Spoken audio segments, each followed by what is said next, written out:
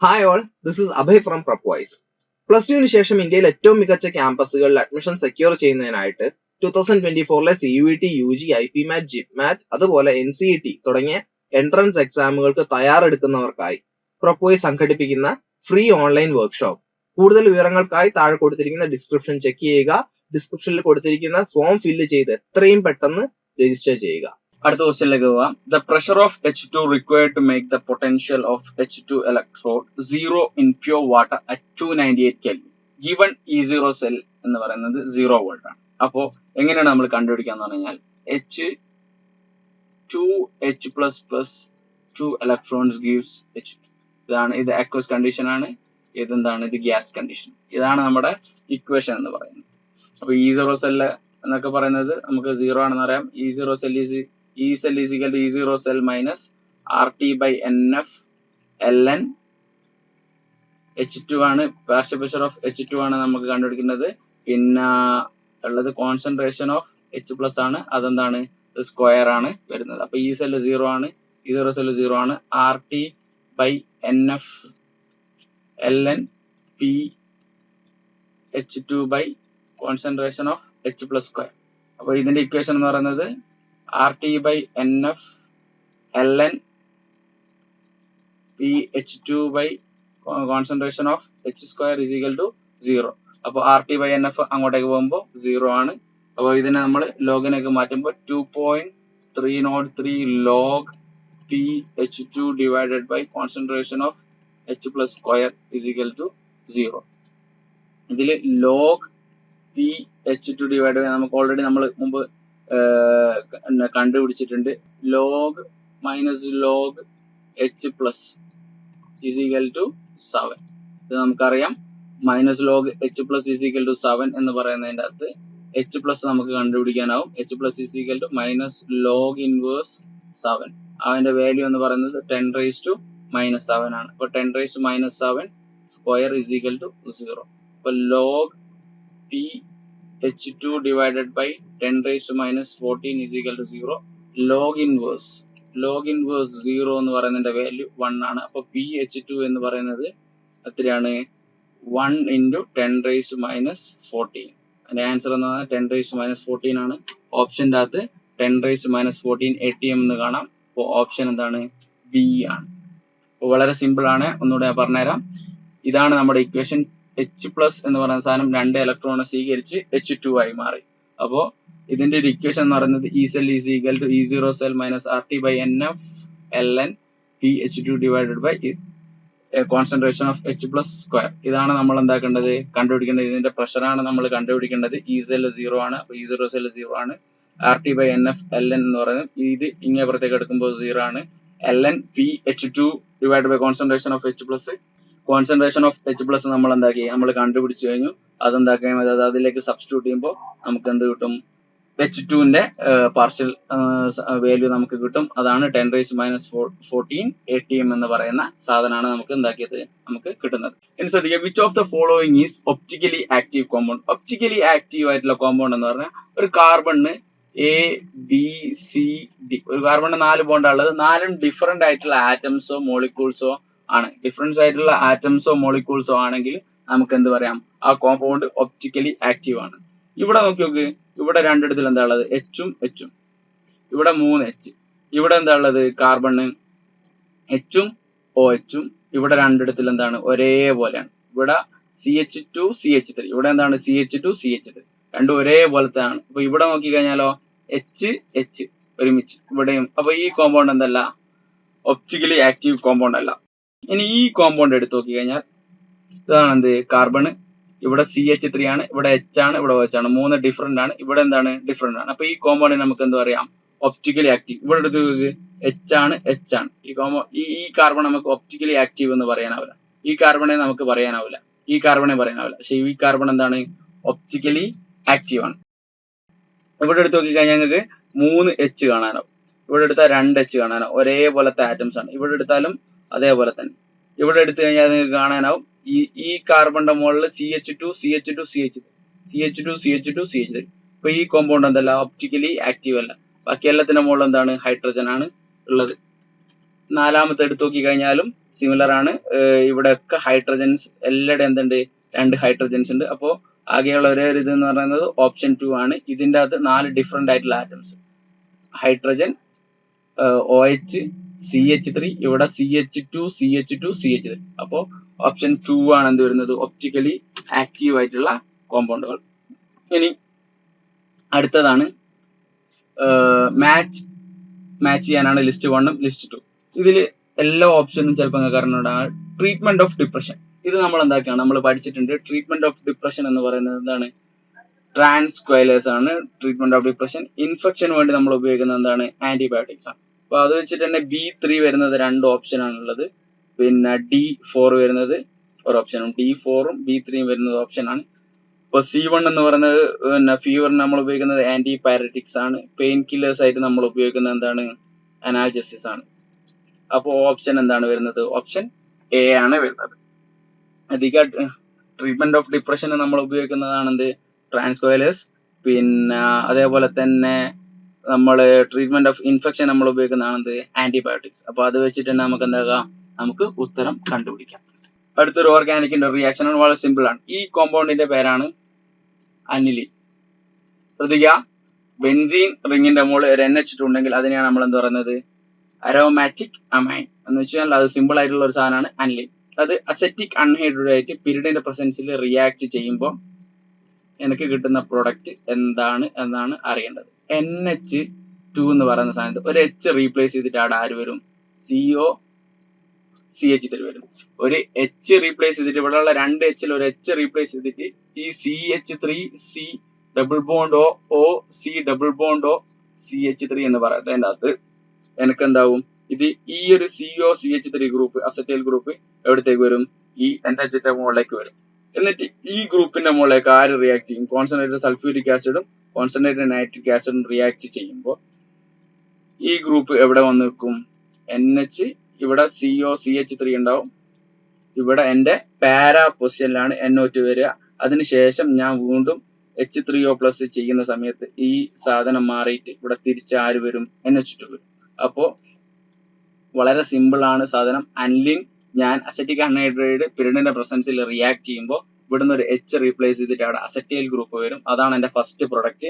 അതിനുശേഷം ഞാൻ എന്താക്കും, ഞാൻ എന്റെ NO2 ഗ്രൂപ്പിനെ ആഡ് ചെയ്യും. NO2 ഗ്രൂപ്പിനെ ആഡ് ചെയ്യണമെങ്കിൽ concentration of sulphuric acid mixing with concentration of nitric acid ചെയ്യുന്ന സമയത്ത് എന്റെ പാരാ പൊസിഷനിലാണ് വരിക, ഓർത്തോ പൊസിഷനിൽ വരില്ല. കാരണം ഇവിടെ ഒരു ബൾക്കി ഗ്രൂപ്പ് വരുന്നതുകൊണ്ട് ഇവിടെ അറ്റാച്ച് ചെയ്യാനുള്ള ചാൻസ് കുറവാണ്. അപ്പോൾ ഓർത്തോ ഗ്രൂപ്പ് വരൂല, പിന്നെ മെറ്റാ ഗ്രൂപ്പ് തീരെയും വരൂല. അപ്പൊ ഓപ്ഷൻ വരിക എന്താണ്, ഓപ്ഷൻ C ആണ്, പാരാ ഗ്രൂപ്പ് ആണ് എന്താക്കുക ഇവിടെ വരിക. ഇനി അടുത്ത ക്വസ്റ്റ്യൻ ആണ് Gabriel phthalimide synthesis. Gabriel phthalimide synthesis എന്താണെന്ന് നമുക്കറിയണം. C ഡബിൾ ബോണ്ടോ NH, ഇതാണ് എന്ത് നമ്മൾ ഗബ്രിയൽ താലിമൈഡിന് വേണ്ടി റിയാക്ഷന് വേണ്ടി നമ്മൾ എടുക്കുന്ന സാധനം. അപ്പൊ ഇത് റിയാക്ട് ചെയ്യുന്ന സമയത്ത് നമുക്ക് എന്ത് കിട്ടണോ, നമുക്ക് ആകെ കിട്ടുന്ന സാധനം എന്ന് പറയുന്നത് പ്രൈമറി അമീൻസ് ആണ് നമുക്ക് കിട്ടുന്നത്. അപ്പൊ preparation of primary and secondary amines എന്ന് പറയുന്നത് തെറ്റാണ്. Used for the preparation of primary amines. ഇത് ചെയ്ത് കഴിഞ്ഞാൽ ഫൈനൽ പ്രൊഡക്റ്റ് എന്ന് പറയുന്നത് എന്തായിരിക്കും, CONA. ഇവിടുന്ന് ഇത് ആദ്യം റീപ്ലേസ് ചെയ്തിട്ട് പൊട്ടാഷ്യമായി മാറും. പൊട്ടാഷ്യത്തിനെ വീണ്ടും റീപ്ലേസ് ചെയ്തിട്ട് എന്തായി മാറും, NR ആയി മാറും. വീണ്ടും അതിലേക്ക് നമ്മൾ റീപ്ലേസ് ചെയ്യുമ്പോൾ ഇവിടുന്ന് ഇത് ബ്രേക്ക് ആയിട്ട് എന്ത് കിട്ടും, NH2 RNH2 എന്ന് പറയുന്ന പ്രൈമറി അമീന് കിട്ടും. നമുക്ക് ഇതെന്താണ്, പ്രൈമറി അമീന് കിട്ടാൻ വേണ്ടിയിട്ടാണ് നമ്മളിത് റിയാക്ട് ചെയ്യുന്നത്. പിന്നെ aromatic amines cannot be prepared by method. Aromatic amines നമുക്ക് ഈ മെത്തേഡ് ഉപയോഗിച്ചിട്ട് കിട്ടുമെന്നാണ് ഓല് ചോദിക്കുന്നത്. അരോമാറ്റിക് അമീന് നമുക്ക് കിട്ടണമെങ്കിൽ നമ്മൾ ഇവിടെ ഉപയോഗിക്കുന്നത് RX നമ്മൾ എന്താക്കും, റിയാക്ട് ചെയ്യേണ്ടി വരും. RX റിയാക്ട് ചെയ്യുന്ന സമയത്ത് ARX ആണ് നമ്മൾ റിയാക്ട് ചെയ്യുക അരോമാറ്റിക് അമീൻസിന്. അപ്പോൾ ഇങ്ങനെ ഒരു പ്രൊഡക്റ്റ് കിട്ടുന്ന സമയത്ത് NK ഇതിലേക്ക് എന്റെ അരോമാറ്റിക് അമീന് റിയാക്ട് ചെയ്യൂല. കാരണം എന്ന് പറയുന്നത് അരോമാറ്റിക് അമീന്റെ മുകളിലുള്ള ഈ ഹാലജന് ഒരു പാർഷ്യൽ ഡബിൾ ബോണ്ട് ക്യാരക്ടർ ഉണ്ടാവും. ഈ പാർഷ്യൽ ഡബിൾ ബോണ്ട് ക്യാരക്ടർ ഉണ്ടായതുകൊണ്ട് ഈ ബോണ്ട് എന്താവൂല, ബ്രേക്ക് ആവില്ല. ഈ ബോണ്ട് ബ്രേക്ക് ആയി കഴിഞ്ഞാൽ മാത്രമേ ഈ നൈട്രജനായിട്ട് അറ്റാച്ച് ചെയ്യുള്ളൂ. അപ്പോൾ അരോമാറ്റിക് അമീൻ എന്താവൂല, റിയാക്ട് ചെയ്യൂല. അപ്പൊ നമുക്ക് എന്ത് പറയാം, aromatic amines cannot be prepared by this method. ആ പറയുന്ന പോയിന്റും ശരിയാണ്. അപ്പോൾ ഓപ്ഷൻ ബി ആൻഡ് സി വരുന്ന ഏത് ഓപ്ഷൻ ആണ്? ഓപ്ഷൻ 3 ആണ് വരുന്നത്. അപ്പോൾ ബി ആൻഡ് സി ആണ് എന്ത് ആൻസർ കറക്റ്റ്. അടുത്ത ക്വസ്റ്റ്യൻ ആണ് a compound is formed by 2 elements X and Y. എക്സും വൈ എന്ന് പറയുന്ന 2 എലമെന്റ് ഉണ്ട്. അതിൽ atoms of Y makes CCP cubic close packing ആണ് and those of elements X with occupied tetrahedral voids. അപ്പൊ CCP എന്ന് പറയുന്നത് എന്താണ്? ഒക്ടാഹെഡ്രൽ വോയിഡ്സ് ആണ്. ഒക്ടാഹെഡ്രൽ വോയിഡ്സിന്റെ എണ്ണം n ആണെങ്കിൽ ടെട്രാഹെഡ്രൽ വോയിഡ്സിന്റെ എണ്ണം എത്രയാണ്? 2 into ഒക്ടാഹെഡ്രൽ വോയിഡ്സ് അഥവാ 2 into n. സിമ്പിൾ ആണ്. CCP എന്ന് പറയുന്നത് എന്താണ്? ഒക്ടാഹെഡ്രൽ വോയിഡ്സ് ആണ്. അപ്പോൾ എന്താണ്? n ആണ് വരുന്നത്. ഇനി അതാണ് എന്ത് നമ്മുടെ y. x എന്ന് പറയുന്നത് എന്താണ്? എല്ലാ ടെട്രാഹെഡ്രൽ വോയിഡ്സിലും ഉണ്ട്. അപ്പൊ x എന്ന് പറയുന്നത് 2 into ഒക്ടാഹെഡ്രൽ വോയിഡ്സ് ആണ് അഥവാ 2 into n. അപ്പോൾ y ഒന്നുണ്ടെങ്കിൽ x എത്ര ഉണ്ടാവും? 2 ഉണ്ടാവും. അപ്പൊ x2y എന്ന് പറയുന്ന ഓപ്ഷൻ ഏതാ വരുന്നത്? ഓപ്ഷൻ 2 ആണ് വരുന്നത്. അപ്പോൾ വളരെ സിമ്പിൾ ആയിട്ട് നമുക്ക് എന്താക്കാം? ഈ ഉത്തരവും കിട്ടും. അടുത്ത ക്വസ്റ്റ്യൻ ആണ് arrange the following in decreasing order of reactivity towards nucleophilic substitution reaction. ഇതിൽ ഏതിനാണ് ന്യൂക്ലിയോഫിലിക് സബ്സ്റ്റിറ്റ്യൂഷൻ റിയാക്ഷൻ ഏറ്റവും കുറവ് ഉള്ളത് എന്നാണ് ചോദിക്കുന്നത്. അപ്പോൾ ആദ്യത്തത് ആൽഡിഹൈഡ് ആണ്, രണ്ടാമത്തത് മാൽഡിഹൈഡ് ആണ് CH3 CH2 C double bond OH. മൂന്നാമത്തതുള്ളത് കീറ്റോൺ ആണ്. നാലാമത്തുള്ളതും കീറ്റോൺ ആണ് CH3 C double bond O CH2 CH3. അഞ്ചാമത്തതുള്ളത് അരോമാറ്റിക് കീറ്റോൺ ആണ്.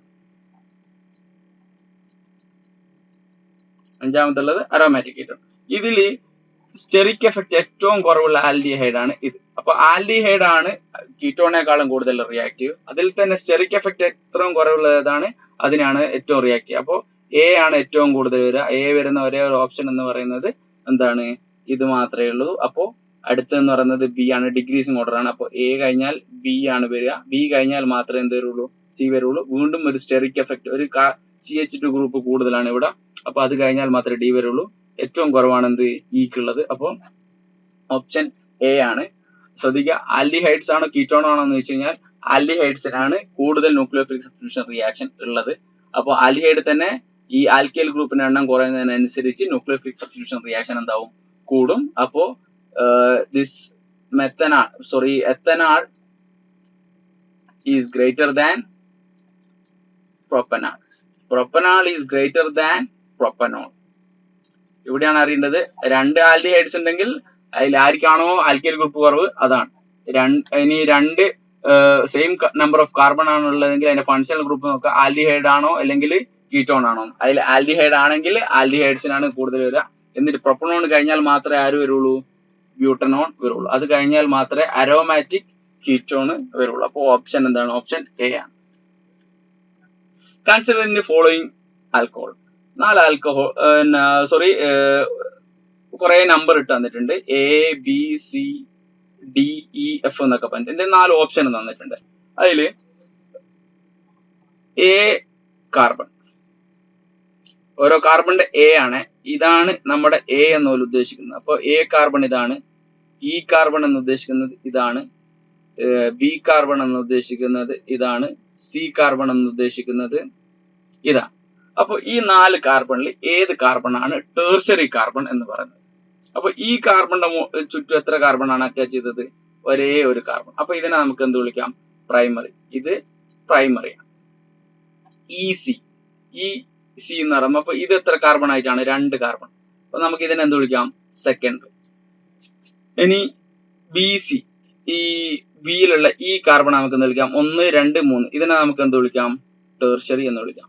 നാലാമത്തെ ഈ carbon 1 carbon, 2 carbon, 3 carbon, 4 carbon, 4 carbon attach ചെയ്തിട്ടുണ്ട്. അപ്പൊ ഇതിനെ നമുക്ക് എന്ത് വിളിക്കാം? ക്വാട്ടർണറി എന്ന് വിളിക്കാം. അപ്പൊ പ്രൈമറി, സെക്കൻഡറി, ടേർഷ്യറി, ക്വാട്ടർണറി. അപ്പൊ ഇതിൽ ഏതിനാണ് ടേർഷ്യറി വരുന്നതെന്ന് വെച്ച് കഴിഞ്ഞാൽ ഏതിനാ വരുന്നത്? BC. ഇതിനെയാണ് നമുക്ക് എന്ത് വിളിക്കാനാകുന്നത്? ടേർഷ്യറി കാർബൺ എന്ന് വിളിക്കാനാണ്. അപ്പൊ ഏതൊരു കോമ്പൗണ്ടിന്റെ അകത്തും എത്ര കാർബൺ അറ്റാച്ച് ചെയ്തിട്ടുണ്ട് നോക്കാം. ഇപ്പൊ 2 ആണെങ്കിൽ അതിനെ സെക്കൻഡറി, 4 ആണെങ്കിൽ ക്വാട്ടർണറി, 3 ആണെങ്കിൽ ടേർഷ്യറി എന്ന് നമുക്ക് എന്താക്കാം? റെപ്രസെന്റ് ചെയ്യാം. വളരെ സിമ്പിൾ ആയിട്ടുള്ള ഒരു ക്വസ്റ്റ്യൻ ആണ്. അടുത്ത ക്വസ്റ്റ്യൻ ആണ് a reaction is second order with respect to A and first order with respect to B. When the concentration of both A and B are double, the rate of reaction will become.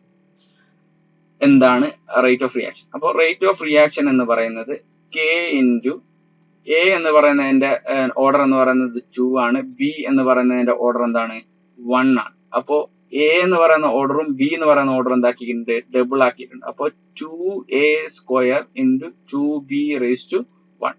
അപ്പോൾ K2a എന്ന് പറയുന്നത് എന്തായി മാറി 4a ആയി മാറി into എന്തായി 2b തന്നെ. അപ്പോൾ 4 ഇൻറ്റു 2 എത്രയായി 8. K into concentration of A into concentration of B. അപ്പൊ എത്ര കൂടി 8 ടൈംസ് കൂടി. അപ്പൊ ഇതിന്റെ ആൻസർ എന്താണ് ഈസിയാണ്. അപ്പോ എ എന്ന് പറയുന്നത് സെക്കൻഡ് ഓർഡർ ആണ്, ബി എന്ന് പറയുന്നത് ഫസ്റ്റ് ഓർഡർ ആണ്. അതിന്റെ രണ്ടും എന്താണ് ഡബിൾ ആക്കി. അപ്പൊ 2a ആയി 2b ആയി. അപ്പൊ 2a എന്ന് പറയുന്നത് എന്തായി മാറി 2a² ആയി മാറി. ഇവിടെ 4a എന്ന് പറയുന്നുണ്ടാവും a² ആണ്. അപ്പോ ഇവിടെ നമുക്ക് എന്ത് കിട്ടി 8k ഇൻറ്റു a² b എന്ന് കിട്ടി. അപ്പൊ ഫസ്റ്റത്തേനേക്കാളും എത്ര ഇരട്ടി കൂടി 8 ഇരട്ടി കൂടി. അപ്പൊ 8 ടൈംസ് ആണ്. വളരെ സിമ്പിൾ ആണ്, തെറ്റിപ്പോ നമുക്കിത് 1/8 ആണെന്നൊക്കെ തോന്നും, പക്ഷെ ഇതിന്റെ ആൻസർ എന്ന് പറയുന്നത് 8 ആണ്. ഇനിയിപ്പോ നിങ്ങൾക്ക് വേറെ ഏതെങ്കിലും ക്വസ്റ്റ്യൻ ആണ് തന്നത്, ഇത് മൂന്നും ട്രിപ്പിൾ ആണെങ്കിൽ എന്താ വരിക എ എന്ന് പറയുന്ന സാധനം ട്രിപ്പിൾ ആയി കഴിഞ്ഞാൽ എന്തായി മാറി 3 എന്ന് പറയുന്ന സാധനം എന്തായി മാറി 27a³ ആയി മാറി. അപ്പൊ ഇത് എത്ര ഇരട്ടിയായി കൂടി ഉണ്ടാവും 27 ഇരട്ടിയായിട്ട് കൂടിയിട്ടുണ്ടാവും. അപ്പൊ ക്വസ്റ്റ്യന് ശ്രദ്ധിച്ച് ചെയ്യുക, ഇല്ലെങ്കിൽ തെറ്റുപറ്റി പോവാ. അപ്പൊ അടുത്ത് ചെയ്യുക which of the following statement are correct. Paranitrophenol is stronger than aniline. Question എടുത്തു. പാരാനൈട്രോഫിനോൾ എന്ന് പറയുന്ന സാധനം ഇതാണ് എന്ത് നമ്മൾ അനിലിൻ. അനിലിന്റെ അകത്ത് പാരാ പൊസിഷന്റെ അകത്ത് നൈട്രോ വന്നു കഴിഞ്ഞാൽ ഇതിനെയാണ് നമ്മൾ പാരാനൈട്രോഫിനോൾ എന്ന് പറയുന്നത്. ഇതാണ് എന്ത് നമ്മുടെ ഇതിൽ ആരാണ് ബേസിറ്റി കൂടുതലുള്ളതെന്ന് ചോദിച്ചു കഴിഞ്ഞാൽ ഇതെന്താണ് ഒരു ഇലക്ട്രോൺ വിഡ്രോയിങ് ഗ്രൂപ്പാണ്. ഇലക്ട്രോൺ വിഡ്രോയിങ് ഗ്രൂപ്പ് എന്ന് പറഞ്ഞു കഴിഞ്ഞാൽ തന്നിലേക്ക് ഇലക്ട്രോണെ വലിക്കുന്ന ആളാണ് ഇലക്ട്രോൺ വിഡ്രോയിങ് ഗ്രൂപ്പ്. NH2 മുകളിൽ ഒരു ലോൺ പെയർ ഉണ്ടാവും, അത് ഇങ്ങോട്ടേക്ക് കൊടുക്കും. ഇലക്ട്രോണിന്റെ മുകളിലേക്ക് ഒരു ലോൺ പെയർ ഉണ്ടാവും, അത് ഇങ്ങോട്ടേക്ക് കൊടുക്കും. ആ ഇലക്ട്രോൺ ഇങ്ങനെ ഷിഫ്റ്റ് ആയിക്കൊണ്ടേയിരിക്കും. പക്ഷെ ഈ NO2 ആ ഇലക്ട്രോൺ ഇങ്ങോട്ടേക്ക് വലിക്കും. അപ്പോൾ NH2 എന്ന് പറയുന്നത് ആ ഇലക്ട്രോൺ ഇങ്ങനെ നോർമലി ഇങ്ങനെ ഫ്ലോ ചെയ്യുന്ന സാധനം ഒരു NO2 ഗ്രൂപ്പ് കൂടെ വന്നു കഴിഞ്ഞാൽ പാരാപൊസിഷന്റെ മുകളിൽ വന്നു കഴിഞ്ഞാൽ അതെന്ത് സംഭവിക്കും, അതിന്റെ ബേസിസിറ്റി എന്താവും കുറയും. അപ്പോ NH2 മീൻസ് അനിലിൻ എന്ന് പറയുന്ന സാധനം എന്താണ് കൂടുതലാണ്. അപ്പോ പാരാനൈട്രോ അനിലിൻ എന്ന് പറയുന്നത് എന്താണ് is weaker base than aniline ആണ്. അപ്പൊ aniline is weaker base than orthonitro aniline. ഇതും തെറ്റാണ്. ഈ ഓർത്തോ പൊസിഷന്റെ മുകളിൽ ഒരു നൈട്രോ വന്നു കഴിഞ്ഞാൽ ഈ അനിലിൻ എന്താവൂല പ്രത്യേകിച്ച് വീക്കൊന്നും ആവാൻ പോകുന്നില്ല. അതുകൊണ്ട് ഓപ്ഷൻ 2 തെറ്റാണ്. Aniline is weaker base than ethyl amine. അടുത്തൊരു ഒരു പറയുന്നതാണ് ഈഥൈൽ അമീനെ വെച്ച് നോക്കുമ്പോൾ അനിലിൻ എന്ന് പറയുന്ന സാധനം ഇപ്പൊ ഈ അനിലിന്റെ അകത്ത് NH2 ഇവിടെ ഈ ഡബിൾ ബോണ്ട് ഇങ്ങോട്ടേക്ക് ഈ ലോൺ പെയർ ഇങ്ങോട്ടേക്ക് വന്നു കഴിഞ്ഞാൽ ഇവിടെ ഇത് സംഭവിക്കും ഡബിൾ ബോണ്ട് വരും. ഇപ്പൊ എന്നിന്റെ മുകളിൽ എന്താണ് ചാർജ് പ്ലസ് ആണ്. അപ്പൊ ഒരു ന്യൂക്ലിയോ ഫൈൽ വന്ന് അറ്റാക്ക് ചെയ്യാനുള്ള ടെൻഡൻസി എന്താവും കുറയും. എന്ന് വെച്ചാൽ ഇതിന്റെ ബേസിസിറ്റി കുറയും. മറിച്ച് ഇവിടെയുള്ള ഈ ലോൺ പെയർ എന്താവൂല, അങ്ങനെ ഒരു ഡബിൾ ബോണ്ട് വരൂല, ഇവിടെ ഒരു റെസൊണൻസ് ഉണ്ട്. അപ്പൊ ഇതെന്താവും ഇതിന്റെ ബേസിസിറ്റി കുറക്കും. അപ്പൊ ഇതിന്റെ ഓപ്ഷൻ ഇത് ഈഥൈൽ അമീൻ എന്താണ് ശരിയാണ്. അടുത്ത paramethoxy aniline is stronger base than aniline. Paramethoxy aniline എന്ന് പറഞ്ഞു കഴിഞ്ഞാൽ അനിലിന്റെ മുകളിൽ പാരാ പൊസിഷന്റെ മുകളിൽ ആര് വരും മെത്തോക്സി ഗ്രൂപ്പ് വരും. എന്ന് വെച്ചാൽ OCH3 നിങ്ങൾക്ക് അറിയാം 2 ലോൺ പെയർ ഇവിടെ കാണാനാവും. ഈ ലോൺ പെയർ എന്താക്കും, lone pair electron donating group ആണ്. NH2 എന്താണ് ഇലക്ട്രോൺ ഡൊണേറ്റിംഗ് ഗ്രൂപ്പ് ആണ്. അപ്പോ മൊത്തത്തിൽ ഈ സാധനത്തിന്റെ ബേസിസിറ്റി എന്താക്കും, ബേസിസിറ്റി ഇൻക്രീസ് ആക്കും. അപ്പൊ ഇത് ഓപ്ഷൻ എന്താണ് കറക്റ്റ് ആണ്. Aniline is weaker base than ammonia. കാരണം അനിലിൻ ഓൾറെഡി ഞാൻ പറഞ്ഞിട്ടുണ്ട് ഇവിടെ ഇതിന്റെ ബേസിസിറ്റി കുറക്കാണ്. പക്ഷെ അമോണിയനെ വെച്ച് നോക്കുന്ന സമയത്ത് അമോണിയ എന്താണ്, ammonia is A stronger base. ആ ഒരു അമോണിയന്റെ ഷേപ്പ് നമുക്കറിയാം പിരമിഡൽ ഷേപ്പ് ആണ്. ഈ ലോൺ പെയർ ഇവിടെ തന്നെ ഉണ്ടാവും. പക്ഷെ ഇവിടെ ഡബിൾ ബോണ്ട് ആയിട്ട് നൈട്രജൻ എന്താവും പ്ലസ് ചാർജ് വരും. അപ്പോ aniline is weaker base than ammonia. അപ്പോ ഓപ്ഷൻ CDE. ഓപ്ഷൻ E ഉണ്ട്, ഓപ്ഷൻ C ഉണ്ട്, ഓപ്ഷൻ D ഉണ്ട്. അപ്പൊ ഓപ്ഷൻ A ആണെന്ത് കറക്റ്റ്. ഇവിടെ A ഉണ്ട്, അത് തെറ്റാണ്. B ഉണ്ട്, തെറ്റാണ്. ഇവിടെയും A ഉണ്ട്, തെറ്റാണ്. അപ്പൊ ഓപ്ഷൻ ഏതേ വരുള്ളൂ, ഒന്നേ വരുള്ളൂ.